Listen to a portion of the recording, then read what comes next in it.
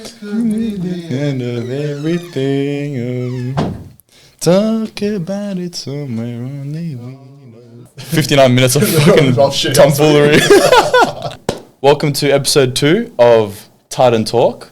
Today I am joined by my co-host Lachy Allan, the man himself. How are you, Lachy? I'm good, mate. How you doing? Good, man. I'm doing good. We had a chat with, I had a chat with Michael last week. Yep. So today's pretty much going to go over the introduction to you, and we want to go a bit through kind of your athletic history, the injuries you've been through, and your mindset. So before we get into that, it'll just be like the same thing with Michael. Like, how did you get started in powerlifting? Yep. What was your journey like?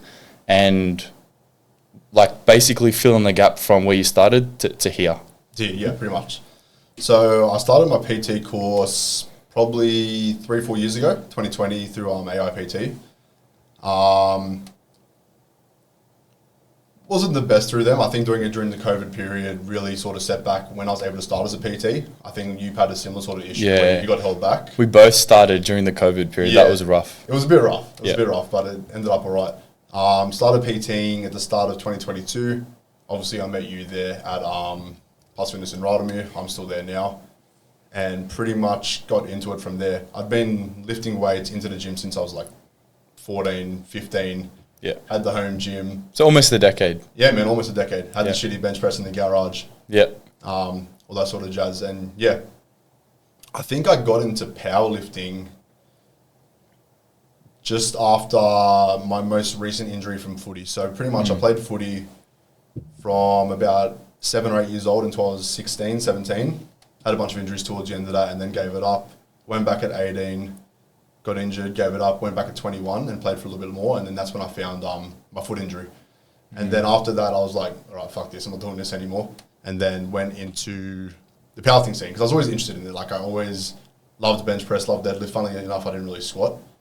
Really? I didn't know that about you. Yeah, I didn't really squat back in the day. This is awesome because like just like when I saw Michael last week, I'm actually learning a lot about you. About it, yeah. But like I loved bench press. Yeah. I loved almost working my spine on a weekly basis. Makes you fucking we were talking. I think you obviously listened to the podcast with me and Michael. We were talking about the maxing out at the young age and kind of getting away with it. But obviously not forever, right? It's not keys forever. Yeah. Don't listen to me. Yeah. My children don't max out. Please actually listen to me.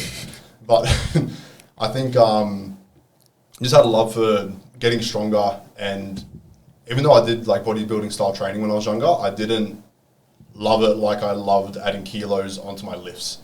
So I definitely wanted to give it a crack. So I joined my first coach, Aaron, in 2021, and then pretty much at the end of 21, start of 2022, when you were already PTing at the gym, you were like, hey bro, state qualifier, end of March, states in May, what are you doing? And I was pretty much like, oh nah bro, I want to get stronger, I'm not strong enough. And you're like, bro, you're stronger than me. I'm doing it, just fucking do it. I was literally. Like, all right, fuck it, let's go, bro. I remember that. Yeah. That was pretty much how we met. Pretty much how we met, man. Pretty much how we met. Because you always like gave me a sus from the outside of the gym, like, what's this guy doing? Yeah.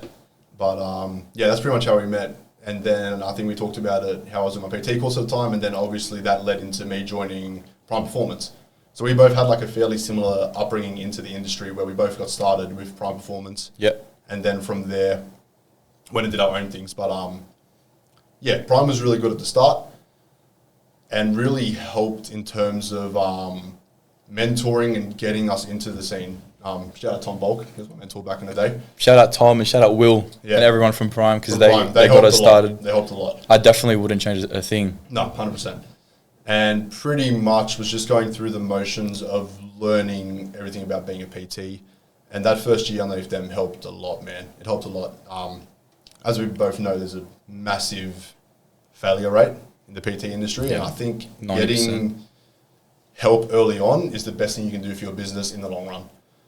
So yeah. I couldn't agree more. And that's why right now, obviously we started our own mentorships at Titan. So we started that literally just this year. Yep. I mean, we were talking last night about how much we've grown athletes, mentorships wise. 100%. And it's good to kind of work on that stack because it is hard. It's not a joke. I think a lot of people get into PT and even online coaching. You see these kids that go strong. I spoke about it last episode. They just go, "Oh yeah, I'm going to run a business." It's like, but dude, you don't know, bro. There's so much involved. It's not just coaching. No, it's there's not so just many different layers involved in it. 5x5 or whatever, and 3x10. Like it's more than programming. There's so much behind it. The sales education, setting up your finances, networking. There's so many things to learn. A lot involved. Yeah. A lot involved. Yeah. So definitely, I think you and me, we kind of met at similar stages. I think I was a PT for like a year, maybe, or just under a year before you. And then I was like, hey, dude, like come. I was recommending you to come, like join Prime as well, and because I could tell, I could tell there was a passion there.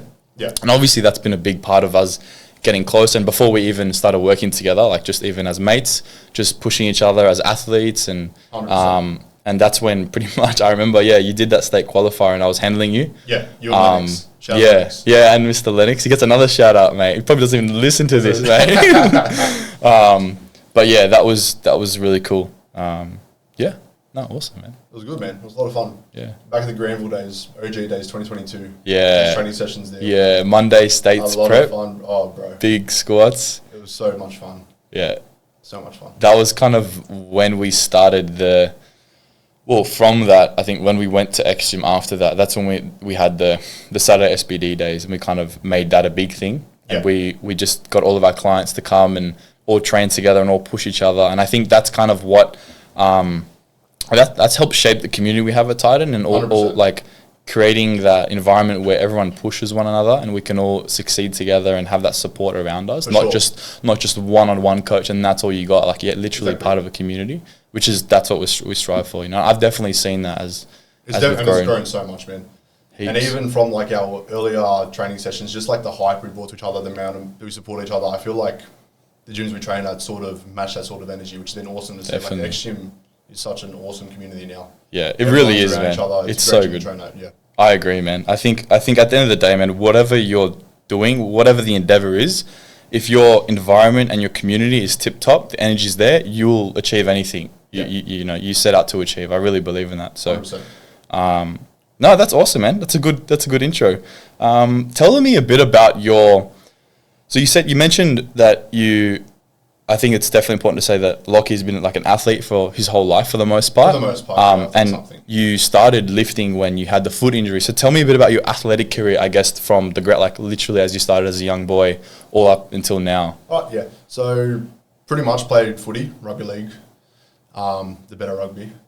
When I was about 8 years old, I think I started playing Wow, footy. I didn't know that. Yeah, that's man. Unreal. I'd see it.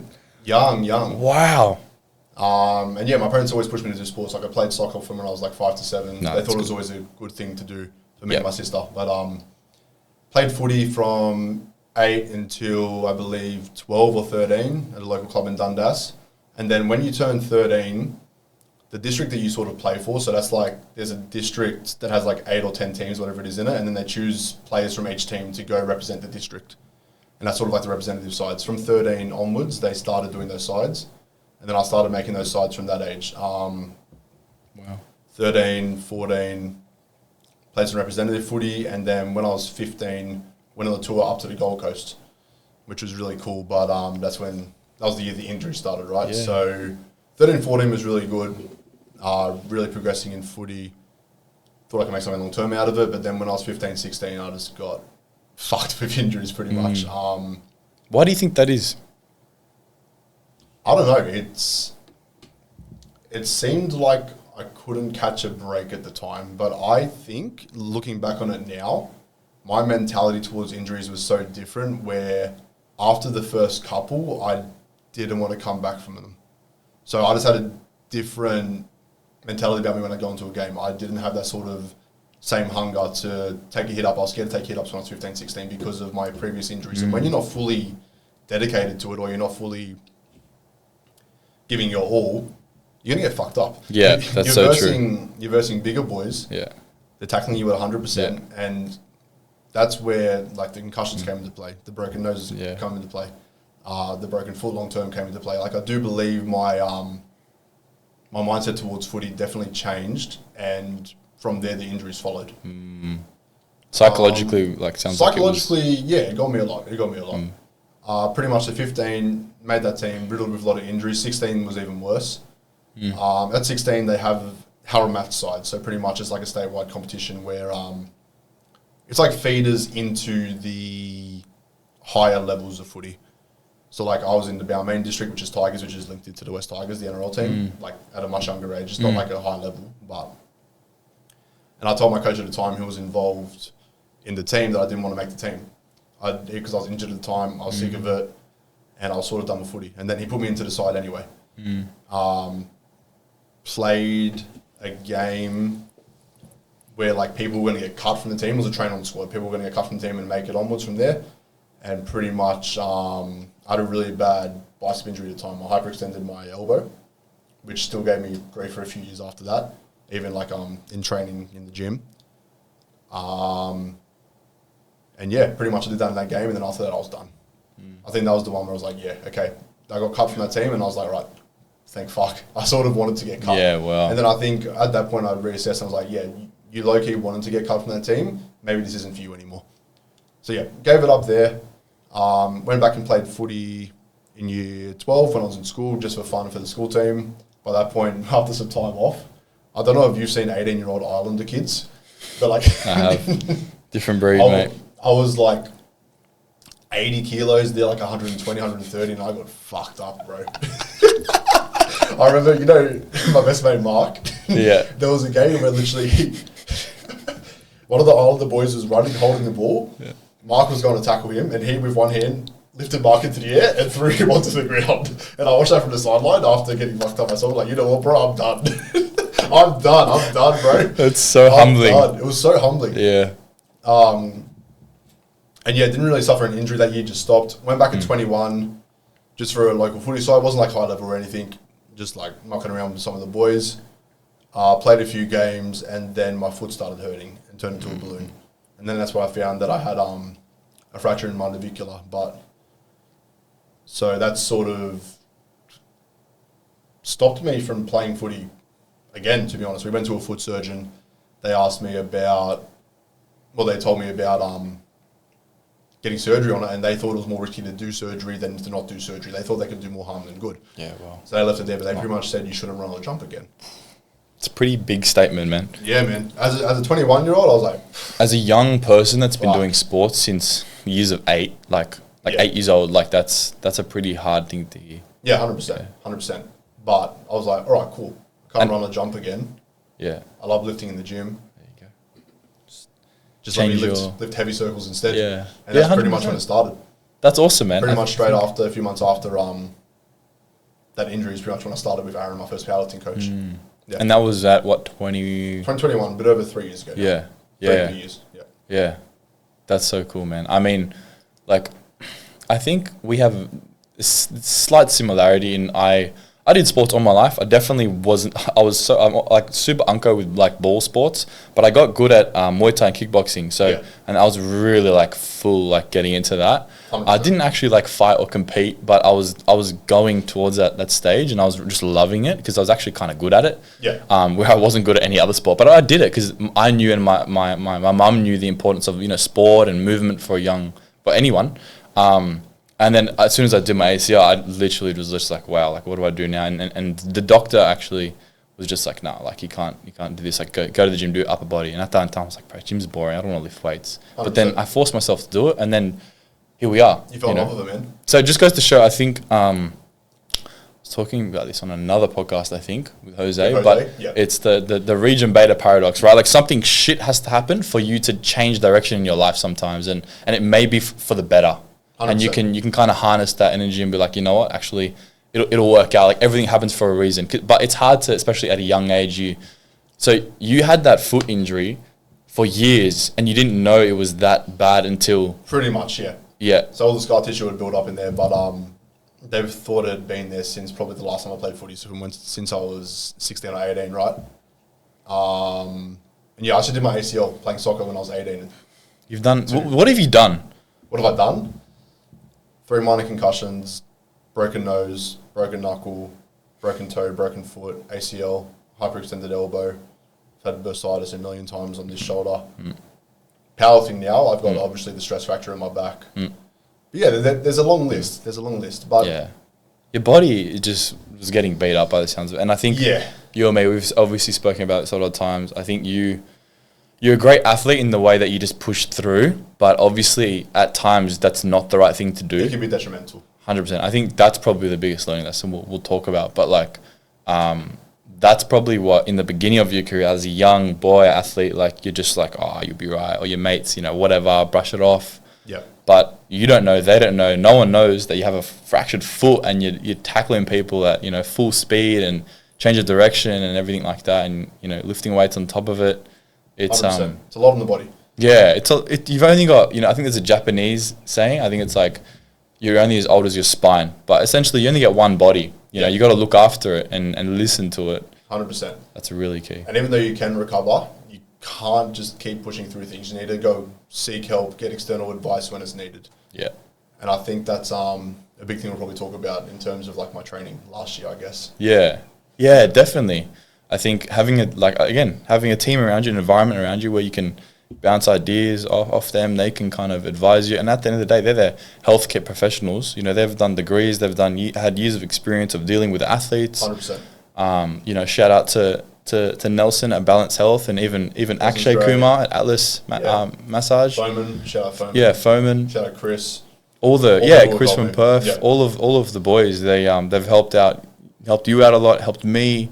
Helped our clients out a lot too. All of our clients, obviously, we refer because we know how the quality of work of each of them, and that's key, man. You can't just, especially as coaches, right? We 100%. we know our strengths and we know our weaknesses. 100%. It's impossible in this life to be strong and good at everything. You can't. It's physically impossible. You can't be a master of all. Exactly. Otherwise, you're just mediocre at everything, right? Exactly. Like you can't. No one has the time in the world to do that. So you need to refer out and have a team around you. 100%. And I think that's the biggest thing as a coach, is knowing when to refer out and not trying to do too much in a field that you don't know enough about. Yeah. It's really important. Stick to your lane. 100%. It's a huge thing. 100%. Stress to your mentor or your team that you want to learn more in this regard. But if you have an issue with a client, especially if it's an issue in relation to injury or something like that, that's when you'd go, hey man, go see a physio. 100%. Go see an IMT, whatever it may be. Don't overstep your knowledge. Yeah, definitely. Yeah. That's really important. I think a lot of people, I've had clients in the past before I got into really specific powerlifting, which I knew I always wanted to do. But like you and me both know, starting as a PT, you can't have a full roster of elite level athletes. You got to build up to that, 100%. And that takes years. But I remember I had one client, and he's like, "Oh, I want to do running, and I don't want to lift anymore." And I was like, "Oh," I was like, "Okay, well, dude, to be honest, I know fuck all about running. I'm just gonna tell you. So go see this guy. He does hybrid, running or it's a big thing these days. I think Jose's really into it. Yeah. I know Jose and Michael from Alpha. They're the guys that I can think of on top of my head that are great hybrid athletes. They run and they lift.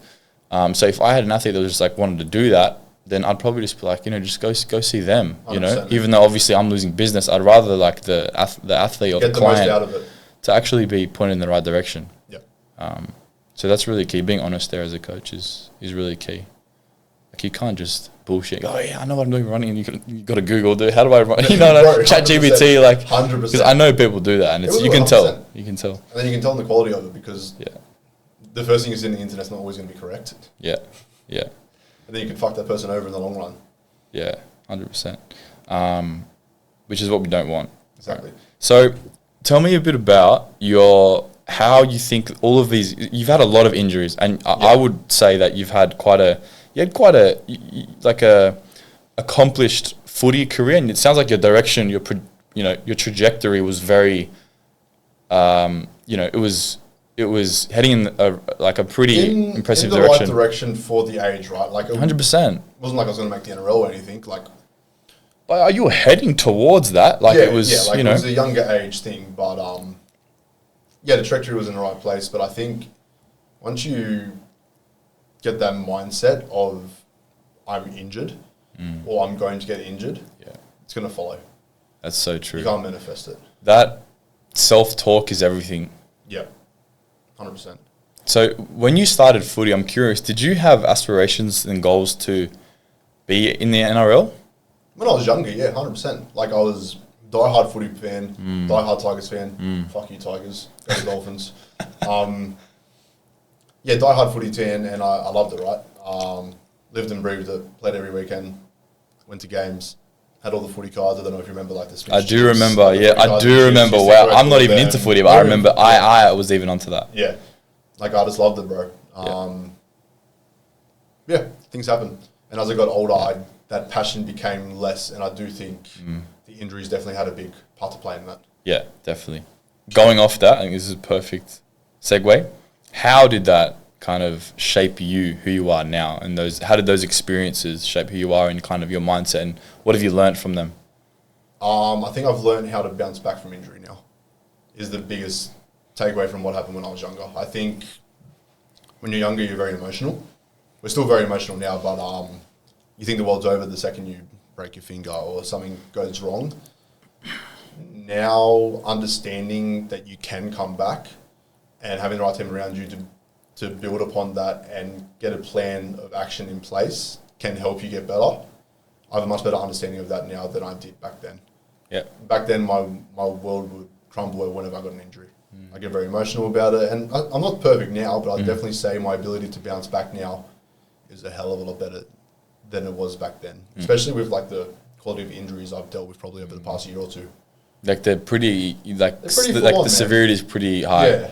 Yeah. You know, and like young Lachy wouldn't keep powerlifting. There's no chance. Yeah. That's pretty cool to hear, man. Yeah. Because obviously, now I guess we can talk about the powerlifting injuries you sustained. So like when I met you, you were squatting like 200 for like 3, and that was like your best triple, and I was like, that's heavy weight, like that's crazy. I was squatting like, I don't know, 160 at the time or something like that. And yeah, man, both of us. And now like you hit the squat record, the state record last year, end of last year. Shout out to the APU. Kind of going through that, tell us a bit about like the injuries in powerlifting that you've sustained. So pretty much the main one is the stretch fracture in my L5S1 in my back, right? And a lot of that's come from the foot, funnily enough. So pretty much with the broken foot, because it's still there and it's still swollen and it's still limiting me, it limits my knee flexion a lot on that left foot to the point where I really struggle to hit depth without being in a staggered stance squat. We'll try and find the video, but there's a video somewhere of Lewis spotting me. Do you remember you ever talk about? His left foot is here, his right foot is in the fucking... I would show you in another room. But yeah, the left foot's pretty much here, the right foot's here. Lewis is about to spot me, he looks down, and he like double takes and fucking stares at me like, what's this guy doing? He's about to do a split squat with 220 kilos. But hey, your body compensates. It adapts. And it adapted, yeah. Like going back to that foot injury, everything's a chain. I mean, everything starts from the ground up, right? Yeah. Like how you produce force. So like the feet are really important, and everything it really is. You know, like if you have an injured elbow, then it might not be the elbow, it might be the wrist, or how the shoulder's moving, or how the rib cage or the scapula's moving. So you need to really look at your body as one holistic thing moving together, not just like be like it's just here. Yeah, you know? And I think with my old mindset, I wouldn't have been like, oh, my back pain's coming from my foot. But when you go talk to people who know more than you, 100%, then you can figure that out. Yeah, which is why it's really important. But for a long time, we thought it was SIJ pain, which is why we kept pushing. You said that for so long, and I always remember going, "How do you are you sure?" That's what I thought, but it's also what some people around me told me. So I just believed it. Right? Yeah, exactly. You know what I mean? Yeah. And I think getting scans earlier this year definitely helped in terms of being like, all right, cool, attaching a stress fracture. It's not just SIJ pain. Helped a lot with the mindset around it because it had been hindering me for so long. I was like, fuck, man, like, how's this? What is it? How's this been here for like over a year now? So pretty much before my second comp of last year, First Nations, probably my best comp ever. Yeah. I think it was plus 25 on the total. 9 for 9. In 3 months. 9 for 9. You handled me that day. I had a really good day. I remember. Added 15 kilos on my squat in the past 3 months. Momentum was at all-time high, right? And I was pretty much going to say, it's like, fuck it. And your hip was cooked that day. Like, I had heaps of confidence coming out of that comp. But the day before that comp, I got out of the car and I stumbled. Yeah, I remember. Yeah. And then there is a slip disc down there as well. So I'm always curious if this is the day when I did that. But pretty much got out of the car, my right hip gave out, and I pretty much just lost all power and ability to stand out of leg. And I was like, what the fuck, that's new. But that's when my staggered stance squat was at its peak worst. There you go. And I was just getting stronger and stronger. I didn't really address it. I was like, loaded baby. I went 255 PB into 260 week 3, 270 week 4. Not to depth, but fuck it, we got it in comp. And then we didn't really look at it. And because I'm a little ego Instagram boy, especially back in the day, I just filmed from like that front angle where you couldn't see your feet as well. If you filmed it from the side, then that's something you can pick up pretty easily, right? Yeah, you can see how much further back so the right evident. foot is. But you couldn't see it as much, apart from spotters saying, oh, look, that right foot's a bit further back. But because I was so close to comp, I'm like, yeah, it's all right. You don't want to change things. And yeah, that's when the back pain started. Still had a decent amount of momentum heading into states. But the back, funnily enough, cooked deadlifts a hell of a lot more than it cooked my squat. And by that point, I knew I wasn't going to win states, and I knew podium even was a stretch.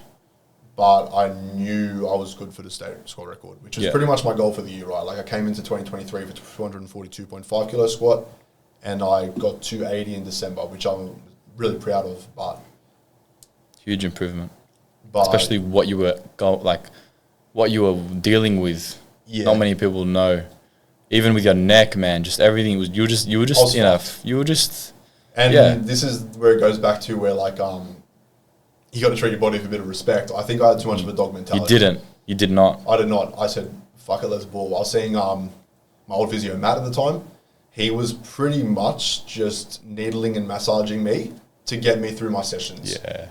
For the 5-6 weeks heading into states. Because you said, I need that record. That day, I need to break the record. It's all I care about. Just get me there in one piece. Yeah. And then we'll figure it out afterwards. And it was, sorry to interrupt, but it was your last year as a junior, so you felt that sense of urgency to aim for that as well. 100%, because these open boys are different, bro. Yeah. We are nowhere near. Yeah, we got a lot of work to do. We got a lot of work to do. We got a lot of work to do. Obviously, this year wasn't great in terms of training, but it sort of seems like at least it's on the upward trend now. Definitely, and I think the big part of with the stress fracture, everything, your body heals, man. And I think a lot of people, years ago, people used to say, "Oh, discs don't heal, whatever." Your body heals, you know. Yeah. And also, if you believe it will heal. It will heal. If you believe it won't, it won't. Yeah. Like truly, like you know, obviously, you more than anyone know how the psychological factors, you know, come into play there with injury. 100%. But I feel like your training has been so good, especially since we had that time away in Europe. We went on holiday together. Yeah. And we just, you know, we obviously trained, but you didn't do barbell squats for months, right? For weeks. About 4 weeks over there, I didn't do barbell squats. So I think your body would have loved. The best thing I did was take 2 weeks off before I trained again, because I just stopped. I went cold turkey for the first 2 weeks in Europe, and I'd say it helped. Because the big thing with the back right was just the inflammation. It was angry. Like it's going to be there for good, but how inflamed it is going to really impact how much it hurts. I think it's important to stress that your injury in particular was a stress fracture.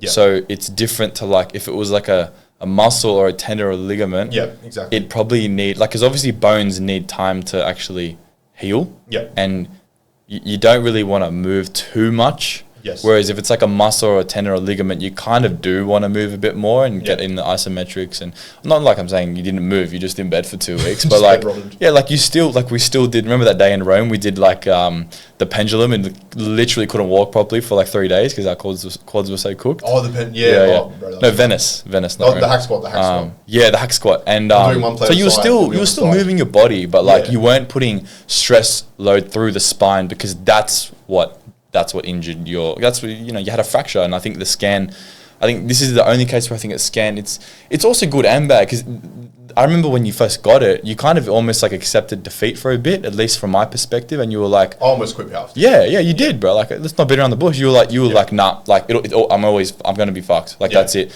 And obviously, like we were like, no, you know, like you can work with this, you can heal from this, you can come back from this, and we're seeing that now. So you know, and now because there's no sense of urgency. Like we're both young men in the 105s or 120s, whatever. Like we have time to build and just be healthy, and it's all about, at the end of the day, it's all about longevity and enjoyment. We talk about that a lot, and if 100%. You don't have that, you won't actually do well in the sport, and you won't enjoy it. At the end of the day, 100%. We spend hours in the gym, right? We do. No one forces us to do this. We have to enjoy it. It's not just something that we force ourselves to do to hit a certain number. And, you know, or someone's got us held at gunpoint. Like, we're doing this because of us. That's it. No one's forcing us to do this. 100%. And if you don't enjoy it, then what the fuck are you doing it What's for? the point? Yeah. What are you doing it for? Especially in a sport where there's very little returns in terms of money, right? Yeah.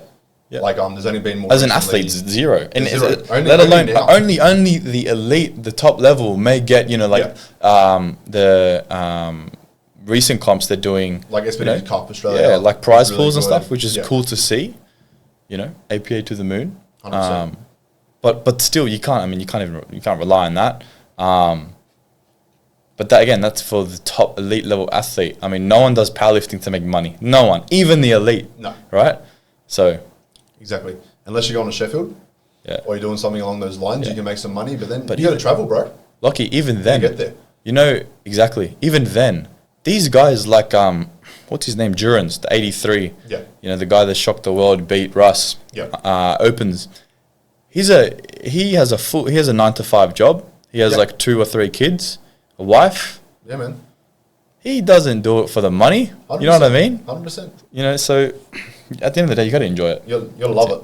And you and me both know the injuries just suck out the enjoyment out of it. And it's horrible to the point where it affects your day-to-day life, sleeping, sitting, going to the toilet, literally anything. 100%. And it literally sucks out your life. Yeah. And when you're waking up every morning, stiff as in pain, Yeah. you're not going to want to go and lift that day. No, not at all. Yeah. Yeah. So I think when it comes to chronic, like we've always, everyone's tweaked their back, and like if it's a day or two turnaround. Even me, I took my back. It took me 4 or 5 weeks to recover from recently. Yeah. But I think we're talking a bit more about chronic injuries that they just kind of tease you for months and months and months. That is there. It's so frustrating because you sometimes you can. It's just a psychological battle at this point. It really is, because you think it won't go away. It's like it's there forever, and then you're like, fuck, maybe I should just not lift anymore, not power lift, or maybe do a bit of body, whatever it may be. And sometimes maybe the strategy is to maybe take the bar off your back for a bit, just push belt squats. Like obviously, 100%. maybe we can talk a bit about the programming side of things, like how you and Sam kind of approached your training coming back from Europe. Yeah, for sure. So Talk about that. I think we sort of found a bit of enjoyment in Europe again, right? So pretty much after we did the scan in April, I think I tried to push for a few more weeks, and then I pretty much said to Sam, fuck this, I'm done. Until at least after Europe, I need a break. I'm not enjoying the sport. Like, I'm not progressing because I'm always in pain, and I think I was so stuck in if I'm not progressing at all times, then what's the fucking point? Like, I wanted to be this certain level of athlete, and I think learning how to celebrate the small wins as well as the big wins is really important. Yeah. So, like, for me, one of the biggest wins we had in Europe was squatting 200 kilos. I remember that day. Lagos. In a little tiny gym in Lagos, in Portugal. And that was 80 kilos under my best squat ever, but we celebrated it like it was a new PB. But it was such a win, and it was pain-free. Yeah, I think before that you squatted the week or two before was like what? 160 maybe plus 40. Plus 40. Yeah, I think I did one because we trained in Hawaii in Croatia. Yeah, I remember I did that. 160. Yeah. I think that was sort of ignited my love for the game again, as external to just being like, fuck, I need to be stronger. I need to be stronger. I need to be stronger. Like, I actually started to enjoy the process a little bit more again. So going away actually really sort of helped reignite that love. Yeah. So then pretty much text Sam, let me get a little bit of money together after Europe. Europe's fucking expensive, man. And then once I got back a couple of weeks later, I'm like, all right, Sammy, let's run it. Yeah. And when we first got back, we did pretty well at just building a baseline again. Because something that was good in Europe is that the injury calmed down.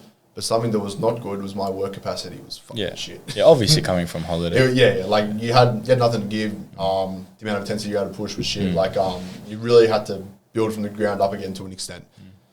And I think we're running 5 days. We're just squatting once a week, deadlifting once a week. We decided to make the move back from conventional to sumo just simply because of pain. Right, pretty much conventional gives the back the most pain. So we're like, all right, let's delve away from that, at least for the meantime, so that you don't have to worry about coming into your deadlift session every week like, fuck, is today going to hurt? Fuck, is today going to be too heavy? You can focus a bit more on actually just completing and enjoying the movement, which I have done. And to be honest, probably for me at the moment, deadlifts are moving the best I ever have.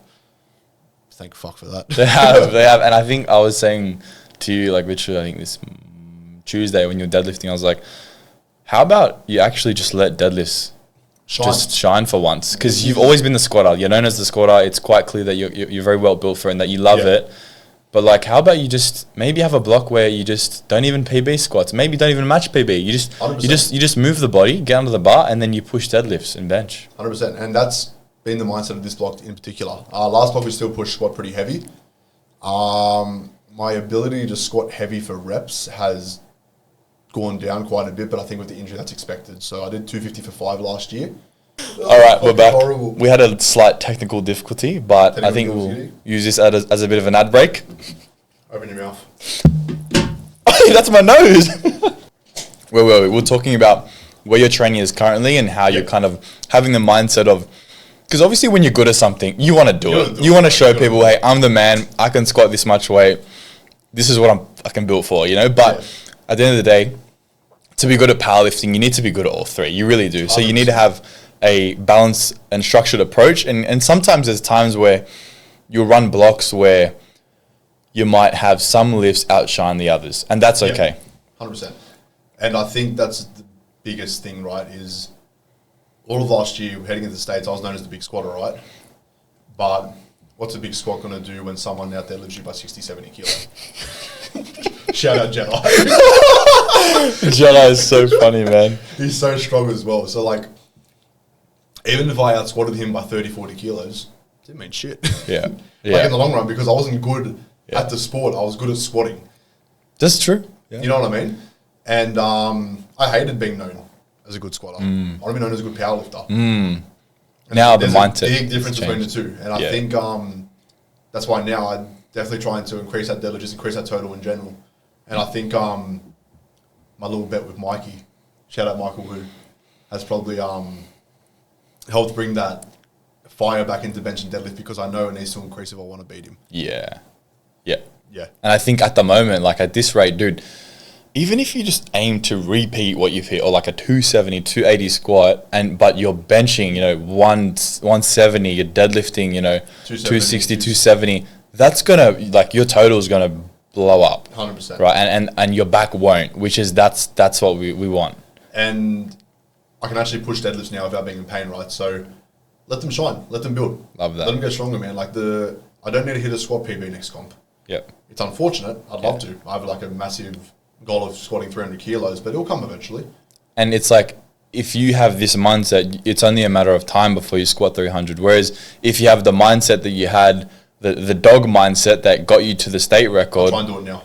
You probably quit the sport within a year. You know what I mean? So 100%. It's like two different ends of the spectrum, very severe. 100%. So it's like, I think being kind to yourself, like positive self-talk, getting those small wins under your belt, and accumulating them block to block, just like anyone. But I think someone with injury and like especially establishing maybe even less is more. Yep. Like for you, I know you were doing barbell squats once a week, belt squat for the secondary. I was even doing that when I came back and tweaked my back. My back wasn't as chronic as yours, but in the past I've dealt with a bulge disc. Like I've dealt with some shit as well. Yeah. And less is definitely more in those scenarios. 100%. And you want to just start with minimal effective volume. Even when we have clients, I think a big thing at Titan, and especially I think your style of programming and mine, is like we start with really like MEV. Like if they're gonna, progress with like 14 sets a week of bench, then it's kind of no point giving them 17, 18. Yeah. Right? Especially if they're progressing nicely. Like just start them off. Yeah, especially early on. Like especially if they're new powerlifters, they're young. 100%. And focus most on people the accessories. Are so used to like pushing bodybuilding movements that they're not used to benching 3-4 times a week. So making sure that you don't blow them up, especially early on, is really important as well. Yeah. And that's something for someone like myself who's injured has been really important for my deadlifts and my squat. I am doing 7 reps on my primary deadlift, 1x1, 6x1. It's crazy. I actually quite like it. But also your range of motion is quite huge, but relative to your frame as well. Yeah. Like you have a huge range of motion. Yeah, and it's working, right? So like if it's working, then why not keep running it? I don't need to run 6s, I don't need to run 7s. Like, for example, Michael, the other Titan coach, is much better leverage and much more efficient in sumo deadlift. He can do a hell of a lot more than I can. But like, let's say, for example, we're both 105 lifters. you're 16 foot taller than me. I can handle a lot more in squat. Well, when I was healthy, I can handle a lot more in squat than you can. So understanding and playing to your strengths is important too. Definitely. And I think like those learning lessons you've had as a athlete have also transitioned over into you as a coach as well. Yeah. And that's kind of what I want to touch on now. So we kind of had a chat about how we met, but tell me a bit about like your coaching career, kind of like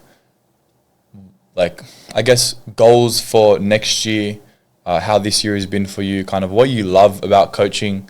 Yeah. Yeah, tell us about that. So obviously it started with PT, like I touched on earlier. But I was getting into powerlifting myself at the time, and I had a few people who I worked with who sort of wanted to get into powerlifting themselves. So shout out to Zanti, who I went to school with, and Big Nath from Bunnings, who were my first two powerlifting specific clients when I first started in 2022. And then obviously from there, that same year, Alyssa joined, Noah joined, probably branching from those two boys who I worked with originally. And yeah, I was just doing face-to-face PT, more gen pop. Sort of as you do when you first start, you can't really choose and niche into what you want, especially in that first probably 6 months. You need to work your way there, right?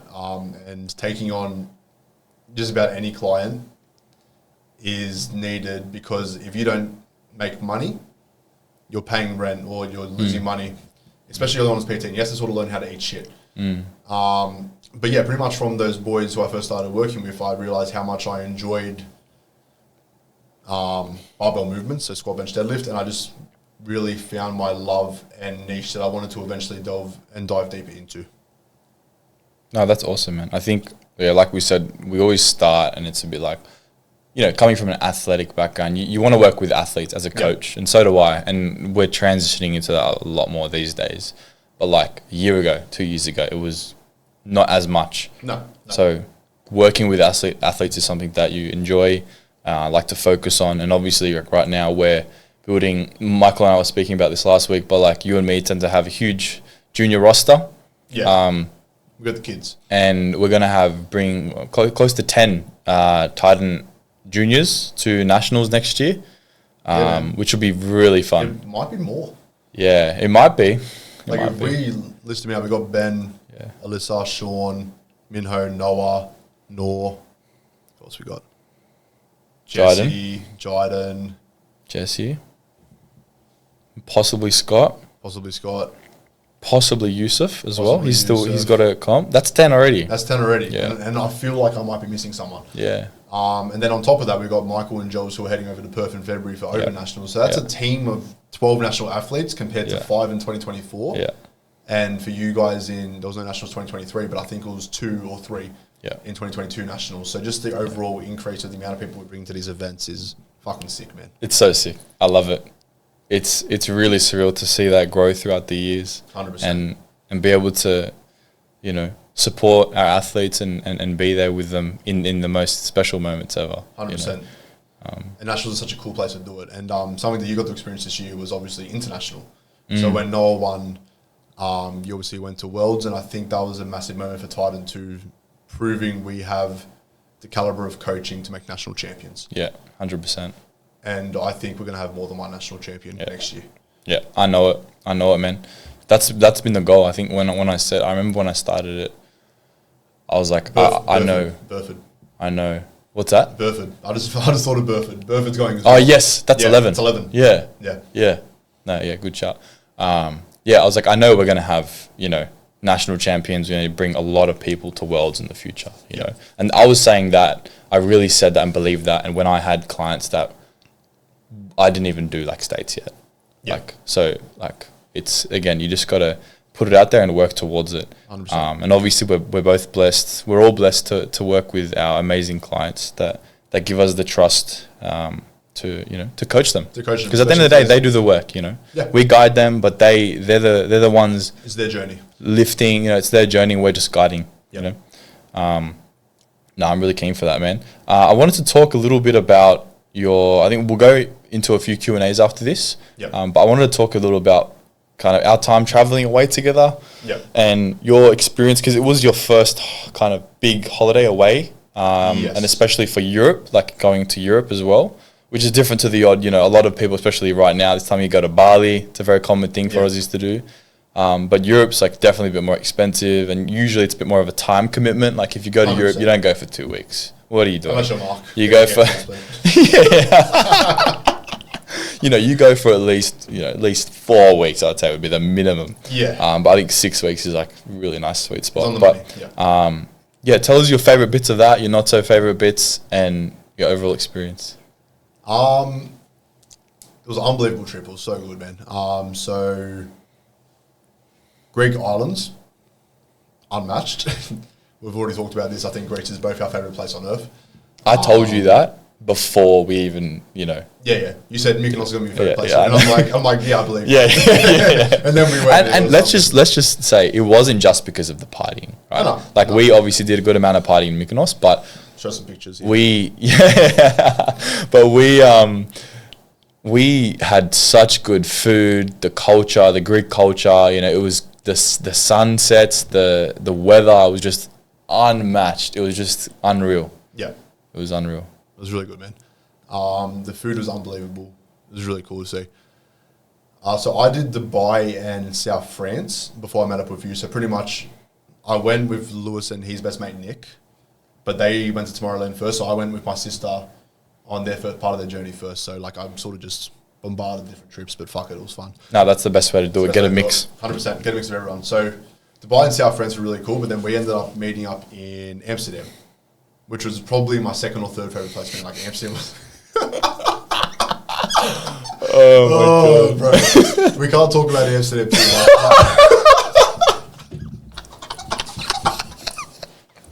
It was great. It was so great. Good, man. It's such a cool little city, man. I know we're both thinking about the exact moment in our head right now, but we can't say it. It was so cool though, and it was only 3 days.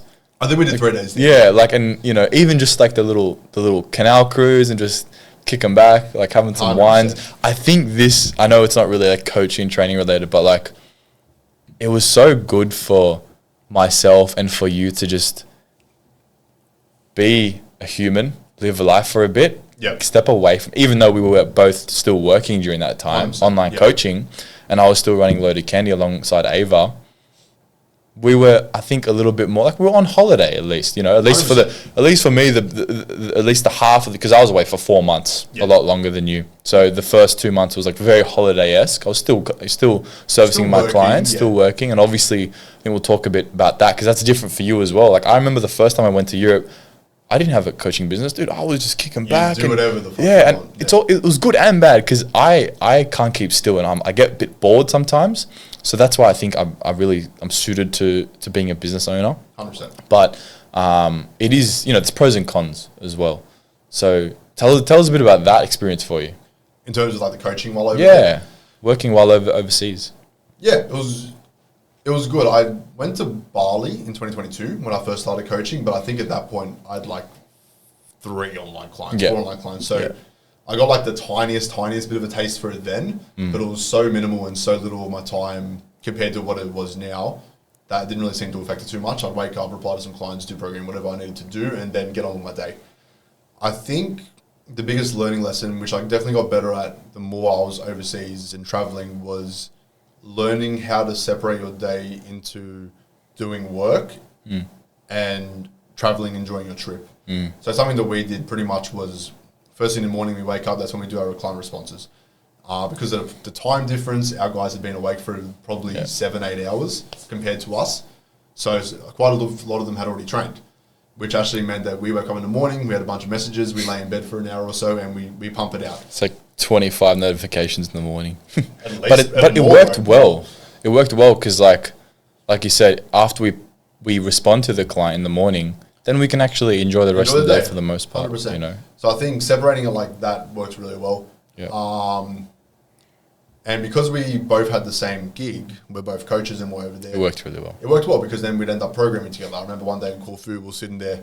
We had this beautiful. I remember that. I remember it just. We'll sit like this, and the view was there. We were. And we're talking about programming whilst we're doing it with this unreal view, having a coffee in the morning. We sat there for a few hours, got it done, and even though it was work, it was so enjoyable. It was, man. You know it was. I think that's something I want to touch on because I don't know. It can get to the point where you almost resent work. Because like, oh, I'm trying to have a holiday, whatever. You're trying to stop. But I love working, man. I really do, and I love working with our clientele, and even for Loaded Can. It's just fun when you're in a nice environment. You can think clearly. You're eating good food. You know, you're getting 100%. Some sun on your skin.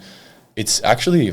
I feel like I actually work quite well in that environment. I can still make it happen. I think so too. And because it's all online for you now, you can do the same thing you're doing here as you were over there. And that's, yeah, man. And that's the beauty of it. Dude, because I remember my family, I saw that my family in the UK, obviously the weather was way different there.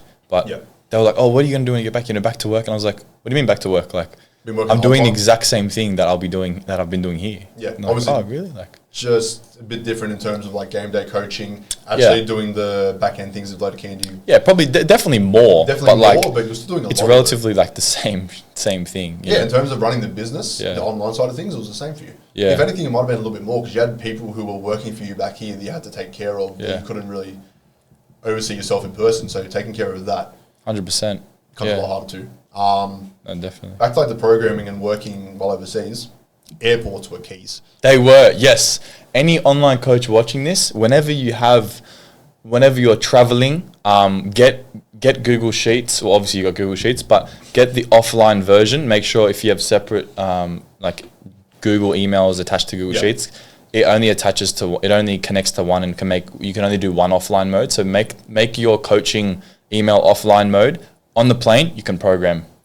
How good is that? While I'm sitting here, people are fucking staring at the seat in front of them. I'm working, right? So it's like, no, seriously, I love the feeling of being productive. Yes. And I think that what makes me a good business owner, because I can actually get shit done when other people are just, you know, watching Netflix or, you know, just like looking at the side. Trying to chill in a time when, if you utilize it properly, it is the perfect time to get done. You were stuck in a little plane in 10,000 feet in the air, wherever you are. Like, it's the perfect time to get something done. Yeah. And I remember on one of our trips, one of the interconnecting flights, we were working on your program, the time being while you're by yourself. Yeah. And it was a lot of fun. And it also just kept our brains active because we were going back and forth about programming strategies, what I think would work for you, what you think would work for yourself based on what you've done in the past. And it just keeps you on the ball. Yeah.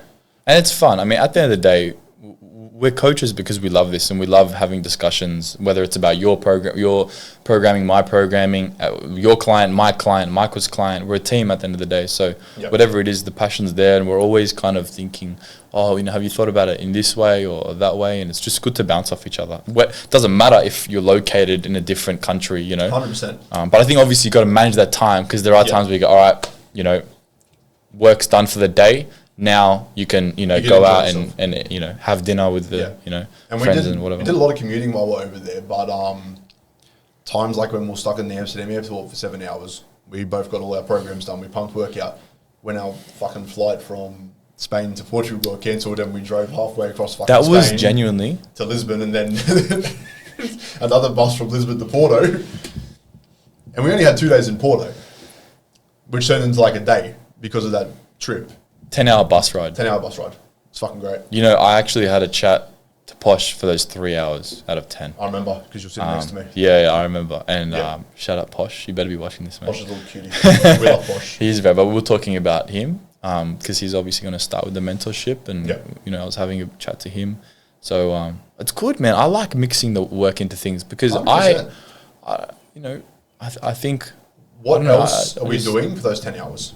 Like, that's what I'm saying. That's what I'm saying. At a Spanish countryside, which like that middle part of Spain is so similar. You know what I mean? It was like a desert. It was the same. Yeah. It was the same. There was like a random little town here and there, but there was a lot of nothing. It was very flat. 100%. It wasn't like we would see things we never saw before. Like if we're driving along like the South Italian coast or through like a Greek island, then different story. But the phone goes away and I'm enjoying it. Yeah. With this, we had 11 hours of fucking nothing.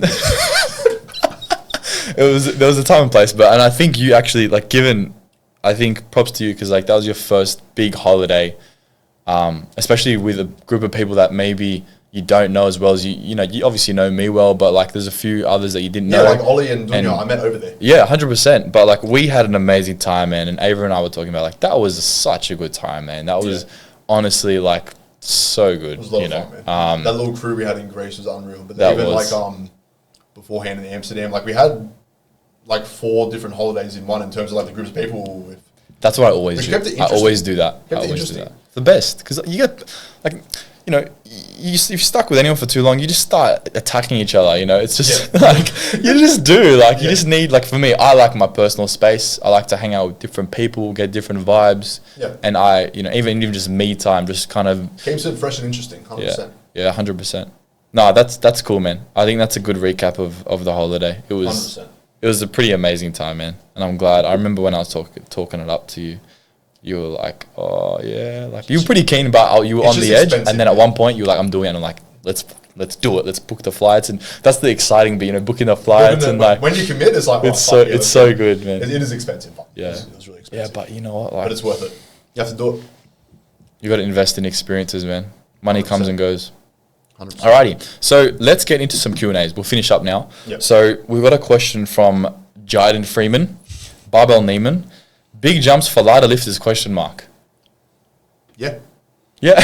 All right, next.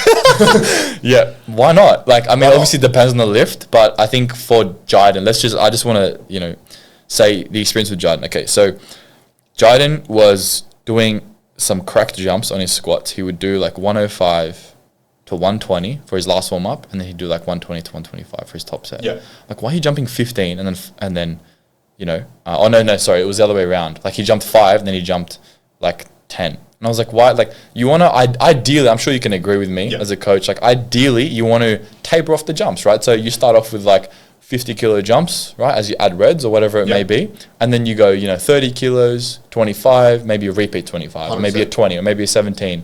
So, and I think it's a big generalization that a lot of lighter lifters, you know, you can only do small jumps. You Yeah. can only do 2.5, only do 100%. 5. But I really think everyone should explore taking bigger jumps. Obviously, I think you definitely need to practice it in training. It's very circumstantial as well. Like, say for someone with a bit of a smaller bench like Jaden, you probably need those smaller jumps just so you can feel the weight in your hands. Bench, I think we can all agree. Bench For the we can most all part, agree for it's the most part, the only time especially for a lighter lifter. the only time you're doing a plus 10 to 20 on bench is if you're a 105 big bencher. Like we saw, like Josh Allan last weekend. Yeah. I think that was a plus 20, right? I think so. I think it he went was. 180 to 200. I think it was. Yeah, and that's huge. Yeah, yeah. But obviously also, you relative- can think about relative load. Exactly, absolute load. percentage wise. It was a 10% jump, I believe, something along Yeah. those lines. Yeah. Whereas a 10% jump for Jaden Yeah, would only be 10 kilos. yeah. So it's very circumstantial.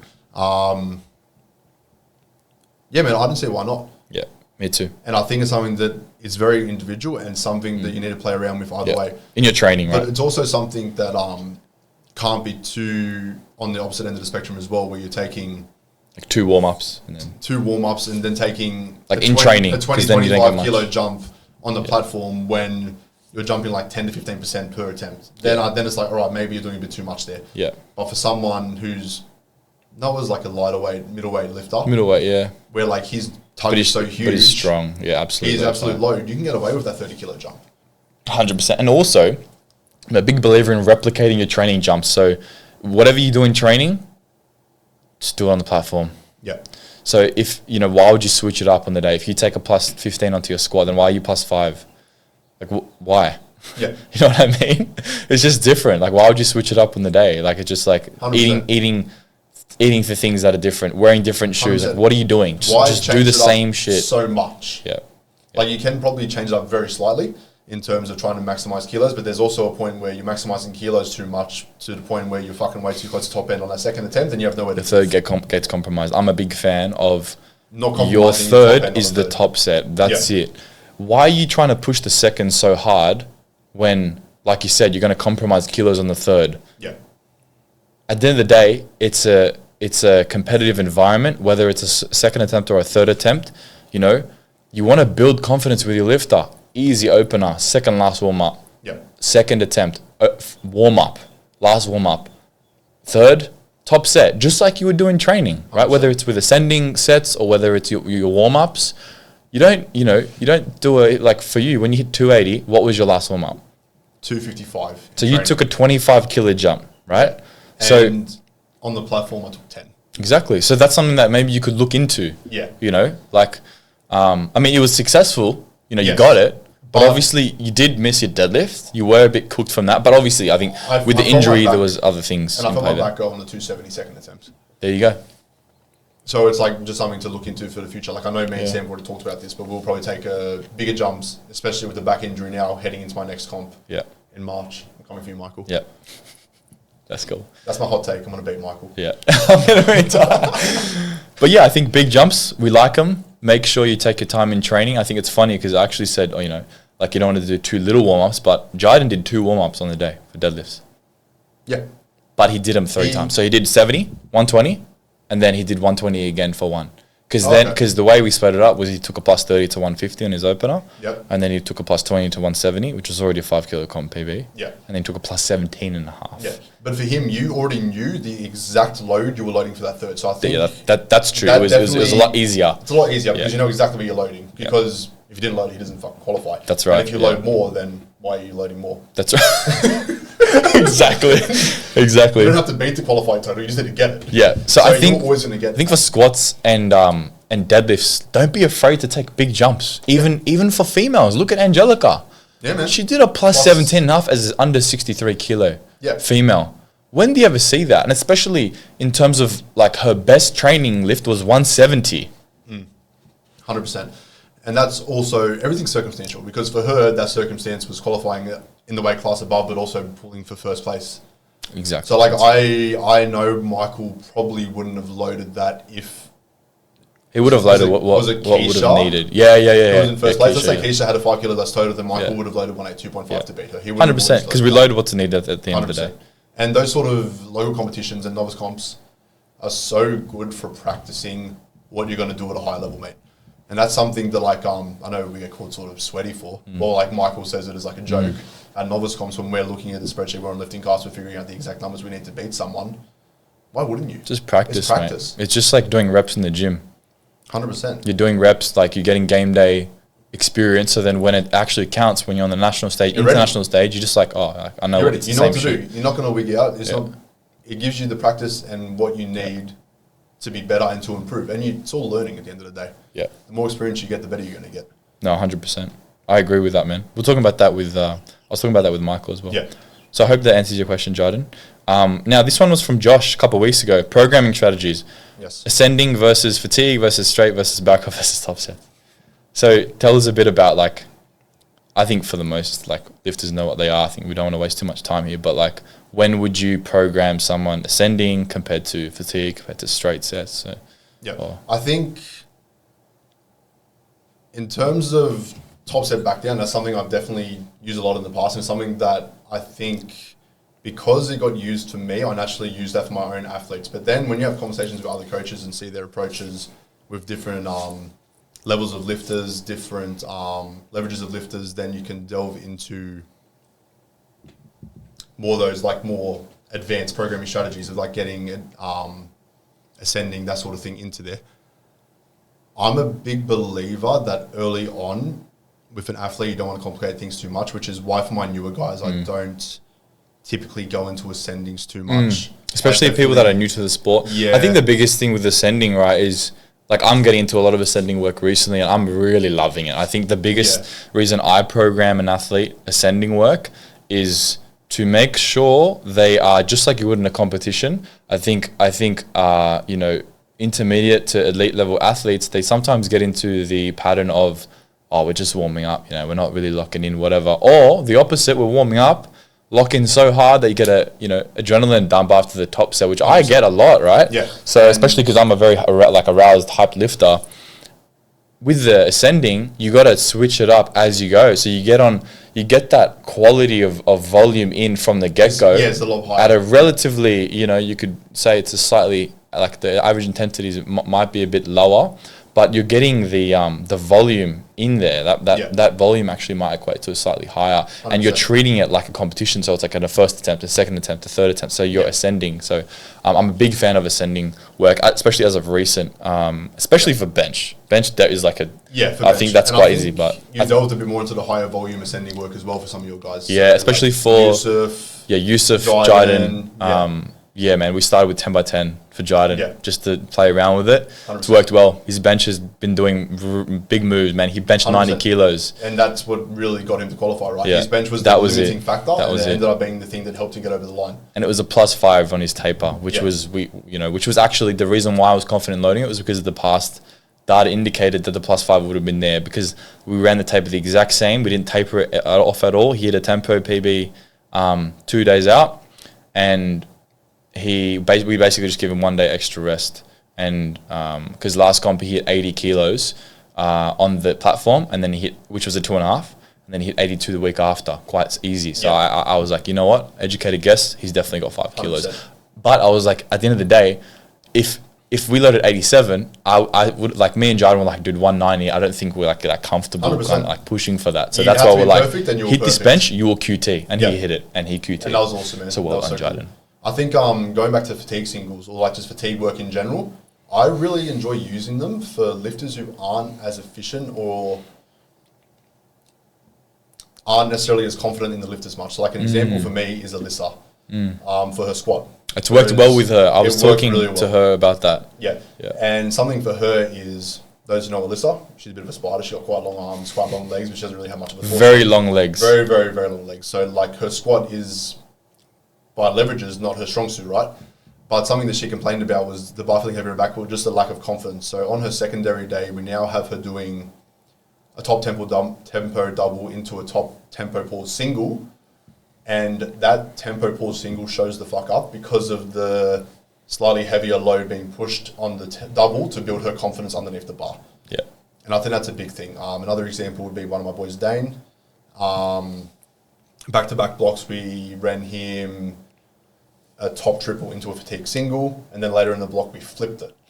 And I think that's a really interesting strategy as well, is allowing the single to show up later in the block whilst hitting it fatigued earlier in the block can work really well. And I think for him, that went from 210 to 215 that first block, and then 215 to 220 that second block. So it actually helped him show up a lot better.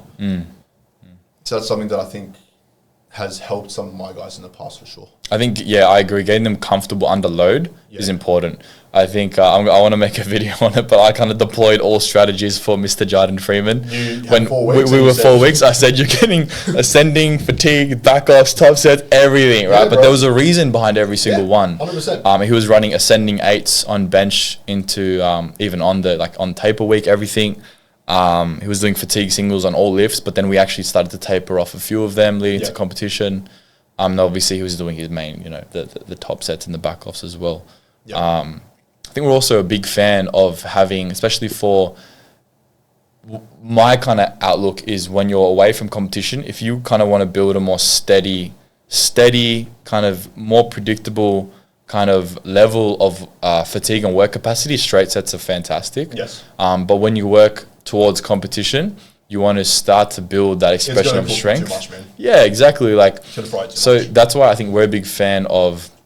That's when you'd start to do top set back off, or even like fatigue singles sometimes. Obviously not too close, but I know some people do it to peak actually. But generally, having a top single and then maybe like a back off top set as well, which is another way you can push your body, push the intensity super high. But obviously, you don't have to sustain that across multiple sets. 100%. That's worked very well for a lot of my clients that are ramping into competition. Yes. But obviously, for some lifts, they need that, especially if maybe it's a secondary day or a tertiary day. They need to just remain whatever they've stayed throughout the micro. So if it's stayed ascending 8s, then sometimes stripping that back obviously is not going to be the best thing. Help. In some cases. Yeah, it really depends on the person and how they respond as well. Yeah. Calendar year. 100%. And something I think I'm not a huge fan of is running triples or 4s into comp, which I've seen people do before, and then running that instead of running a single. Yeah, I'm a big fan and a big believer that you need the practice. So when I've seen that done before, I haven't.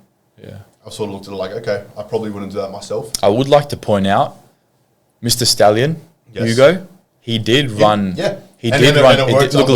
I think I agree. Generalization, at least in my experience, it doesn't really. I feel like most people need singles, but for his deadlift, you could argue deadlift, he would get fatigued the most. So and especially with his arousal levels, fuck me. Like he goes absolutely crazy. Like he did 270 for 3, I believe, when I saw that reel. 270 for 3. Yeah. And then he pulled 300 on the day. So maybe he did singles. I don't know. We haven't really talked to him about it. Hugo, fill us in, mate. Tell us. But that from what we saw, you did 270 for 3, and then you tapered that off. Maybe Alex can even tell us. Yeah, tell us. I think from like a technical standpoint, Hugo's deadlift. It's not technical. He's such a fucking dog. He just picks He's it up. just going to pick it up. You know what I mean? But Yeah. for someone who's like a super efficient bencher or a super efficient squatter, if you don't have that practice with those top end loads, I don't think it's going to work. Yeah, I think for anyone, But bench for would shit someone the like bed that, if you didn't do singles. He built a great work capacity with the triples. Yeah. He's a grip and rip with the high arousal on a day. For someone like him, it's sort of like more of like an outlier where like, this might work for you. Yeah, I agree. I think for the most part, it probably wouldn't work for everyone, but I think for some people it would. Like everything, there's no kind of yes or no blanket 100%. answer. Awesome, man. And everyone has their sort of strategies and that sort of thing that they bleed into. But the more you learn, the more you change around your own training style. Exactly. Yeah, or your coaching style too. Even with Jiden, I think I learned a lot through the programming. Things you probably haven't done before. Yeah, I definitely haven't done that before. And I was like, okay, that worked. Maybe it's kind of, I feel like I've opened up a new area of my toolkit in with my coaching kind of 100%, expertise. and programming and how you attack things. Yeah, which is fun, man. Because I thought, okay, let's sit down. It's like, all right, we got to get him QT. What do I need to do to put him in the best? We have 4 best weeks position at the moment. There's no fucking chance he's hitting it. How yeah, are we going to yeah, literally. Like at the time we were like, oh, I don't know, like it's a bit.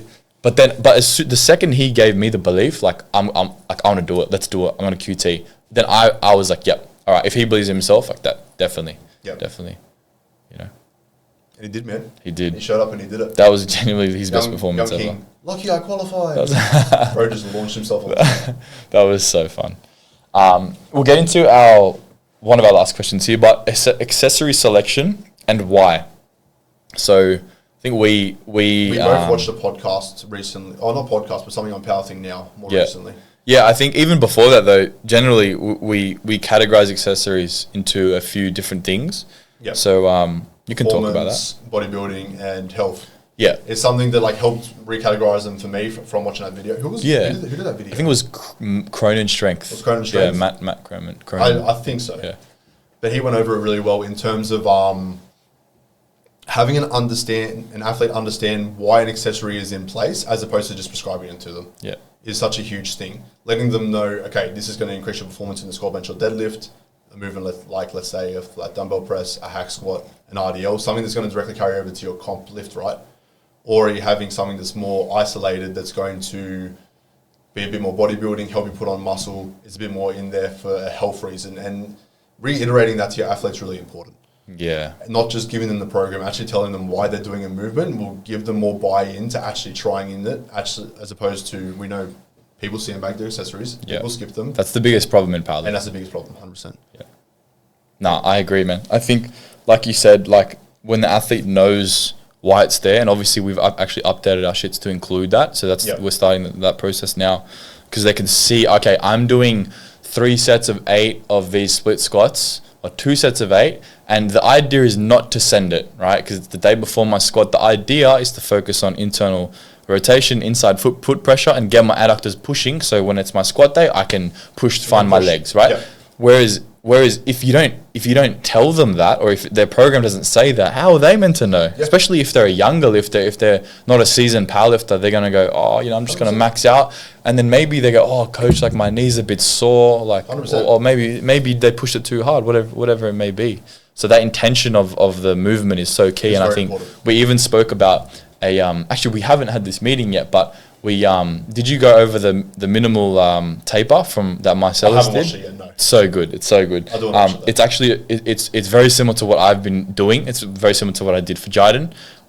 It's just kind of I've been taking this approach a lot for tapering, and it's basically just like a minimal approach. Yeah. But essentially, like you want to focus on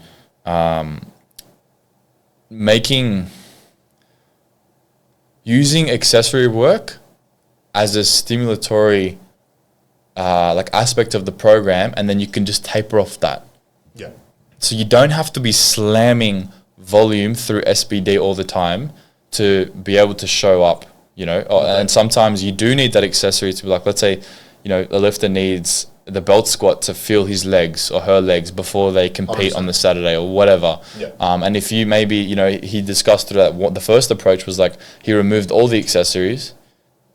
The lifter on the day said, dude, my legs, I don't feel them under me. All right, we'll try it again. We keep the accessories in. Instead of 3x8, you know, at 8 to 9, we'll do 2x8 at 7 to 8 or 7. And then it worked phenomenally. And it was just literally just 2 sets, you know. So just things like that, just using that accessory work.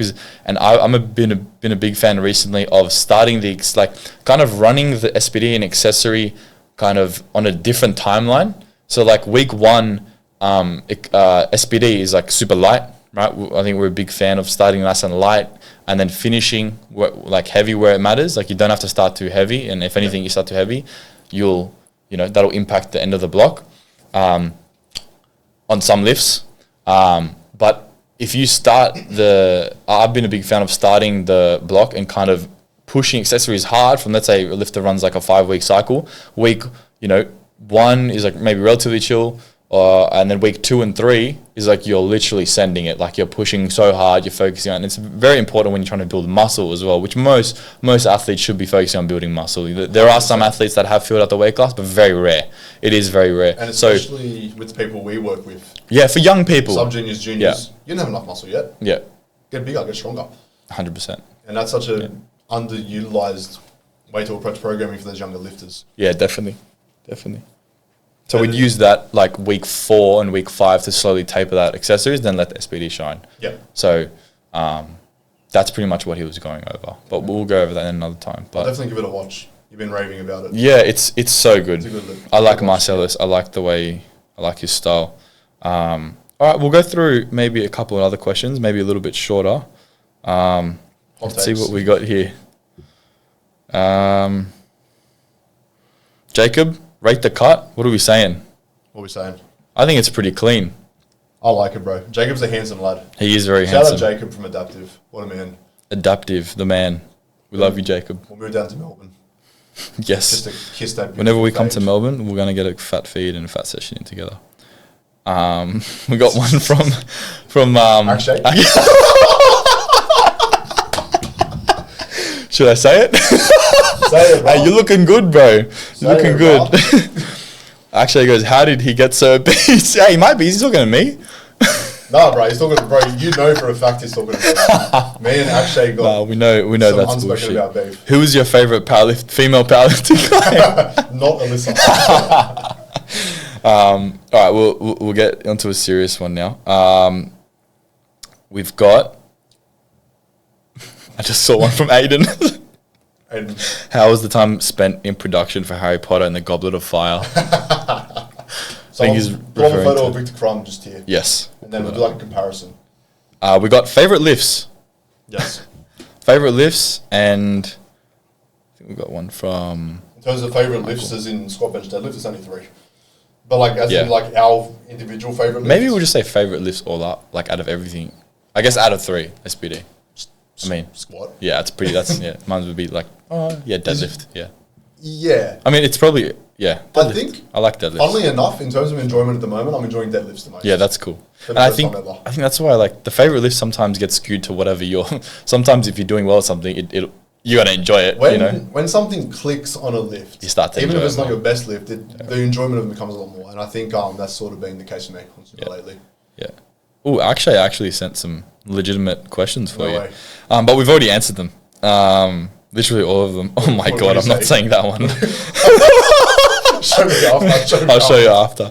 Who will win, Lachy or Michael? Who said that? Mike. Get ready to pay me, Mikey. Oh, you heard it here. We're gonna clip that. You better clip that when you We'll clip when you it put and a we'll reel post out. it. And this will be at the start of the reel after Michael fucking spoke to me. Who said that, Michael? That said was Michael. Okay, Yeah. okay. Okay. We'll finish with this one. Top 5 coaching lessons. I think we already spoke about them. Let's keep it short and simple for them because Short and there's simple? lots. There's lots probably. Losing. Yeah. In terms of like missing a lift as an athlete or a coach, understanding where you went wrong and improving on that in the future. And that is an endless cycle for us. So the more competitions we do, the more experience we're going to get. So I think learning how to come back from those losses. So learning and improving from the failure. From you the know, I failure. like to say, like, It's you not win a or you failure. learn. You win or you learn. You know, 100%. and most of the time, you actually do want to be learning a lot. Yeah. You know, even I think John Jones used to say this. He's obviously like one of the greatest fighters. Like, you know, I should put up Dana White going the greatest. But If two men walk into a room. yeah. He used to say that in training he used to get beat up, like, and his training was not fun. But then on the canvas he would just murder anyone. So you know, like, train, learn, and make the mistakes that you need to, so that on the platform you're flawless. Yeah. Yeah. You're not going to be flawless every time, but And then you're not. you Yeah. learn- Yeah. It's you're not. from But when you're not flawless and what went wrong, and then you can be a lot better next time. yeah. And use strategies from those around you. Another lesson: communicate with other coaches Yep. is so key. Yep. Something that's a big thing for me. We didn't really go about how I joined Titan. No, actually, let's do that. Let's get into that. Maybe another time. Yeah. Because I feel like we're already up to you. We are pushing it a bit, but We are pushing a little bit. But I mean, you know what? We'll leave it because We can go into we that- spoke a bit about how we met. yeah, and then we can go into that one other time. Finish But with your pretty top much 5 lessons. Having a team around you is huge. So I think joining Titan's been huge this year. Having Michael, having Lewis, even having our mentees underneath us, having people who you can get an external viewpoint from is so important, because you do not know everything. Yeah. It's another lesson. You don't fucking know everything. Yeah. Yeah. And I think that's probably the biggest lesson. Upskill. Upskill.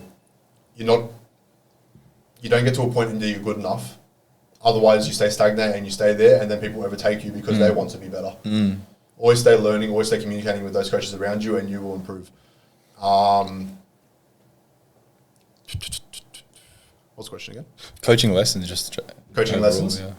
I think you, even before, like we said, with your experience with all the injuries you've dealt with, you could probably, like, Yeah. if your clients are Yeah. injured, you would have the most experience Yeah. to be able to go, hey man, you know, Approaching mindset around injury with Yeah. your clients, Yeah. I think based from my own experiences in terms of dealing with clients with injury or dealing with my own injury, yeah, knowing how to communicate and attack it as opposed to letting everything fall to shit is a hell of a lot better, and something I do a hell of a lot better now as a coach than I would have done in 2022, where a lot of it was emotional, right? Where like when you first start coaching, if someone gets injured or something goes wrong, then you're super emotional. You're already super invested, but you let it overtake your being to an extent.